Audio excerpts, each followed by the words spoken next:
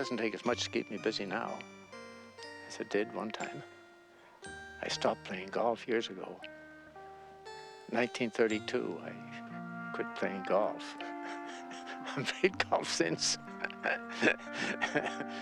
When he gave up golf, it was to devote his leisure time to an activity which eventually became an obsession. He got interested in growing trees, at first because he wanted to keep his woodlands producing successfully, but eventually to generate strong, healthy growth where it had never before existed.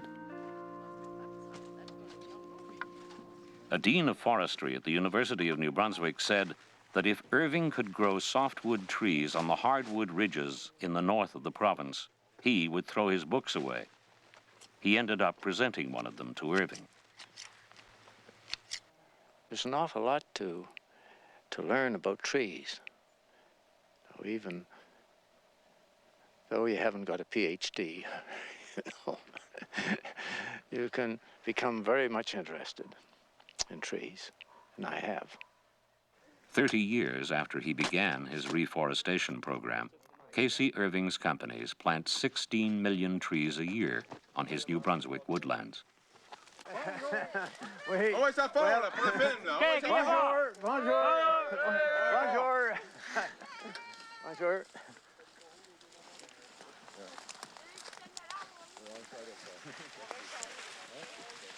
These signs will depict the names of people who did a real good job. What if they didn't do a good job? Well, I would hope they wouldn't be there in the afternoon. So you can rest assured that these people who have their names on signs did a splendid job. I don't think Irving has done a great deal other than provide work. That is to say, you don't see any monuments erected. You don't see sports palaces or something of that nature built by Irving and donated to the community. You know, we have all kinds of industries, business people around this country providing jobs, making profits, taking a small part of those profits to help improve the community in which these particular businesses live. The Irvings have never made public gifts or donations to charities. However, it is rumored that over the years, K.C. Irving has personally helped many people and institutions, always under the strict proviso that the contributions remain anonymous. I don't know, there may be about 20 of us. Father Alain's church in Bucktouche is thought to be one recipient of Irving's generosity. Good to see you. Yeah. And you're keeping well, I don't have to ask you. Yeah. And this is Arthur. An old man meeting a younger man. That's my dad. Yeah? Yeah. The younger. Yeah, I realize that. Yeah, sure. Oh, And this is, yeah, how are you, sir? Jim. Fine, fine. What's new in Bucktouche? Well, on my part, nothing new. Nothing new.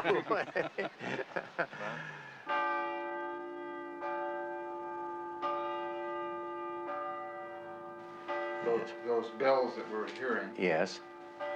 did you give those to the church? You talk to Father Allen, whatever he said.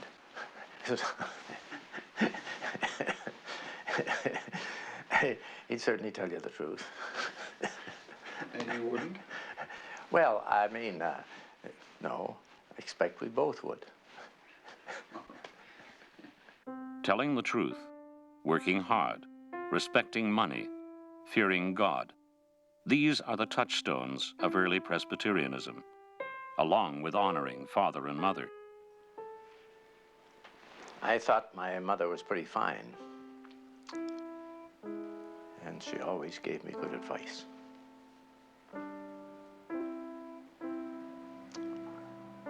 One thing that I've always stuck to,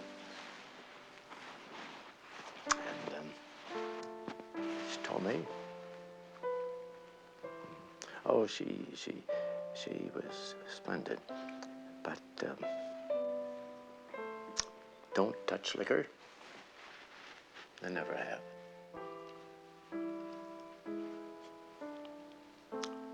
So, you know, that's just one thing that she told me. She told me many things.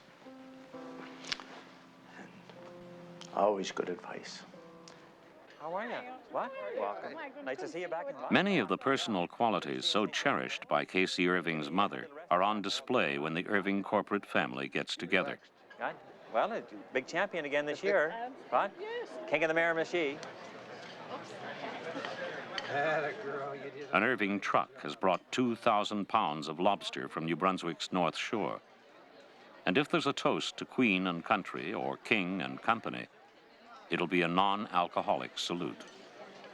Jimmy, so the measuring.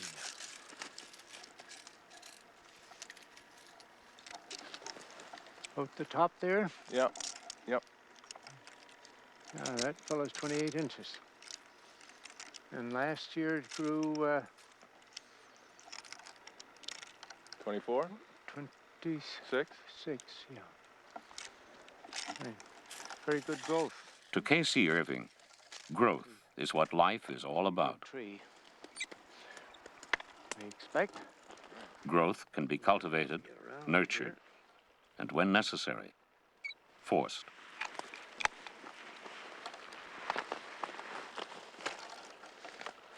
Do you think which one would take over there? What young Jim is learning from grandfather are the tenets and credos of old school capitalism. Well, You're gonna slow those up, eh? yeah. What about those two? That one's the longest. Think that? I guess we take it. You take that one, eh? That's final? Here. Huh? We make it even more final. Good. Okay. Job's done there. Yep. Just trimmed it up a bit. Well, could spend a few days here. I guess. In the late 1950s, these woodlands were visited by officials from the Soviet Union, anxious to learn new methods of forestry. Years later, a Canadian banker in Moscow was explaining how the old-style imperial capitalist was long gone. Not so, his Russian hosts insisted. You still have Casey Irving. Are you betting, Jimmy? Huh? You want to bet? It's 22 or 25. Oh, I say 25, Cappy. The Bible tells the story of the man who sowed his seed on barren ground and went hungry. Likewise, the man who built on shifting sands lost all.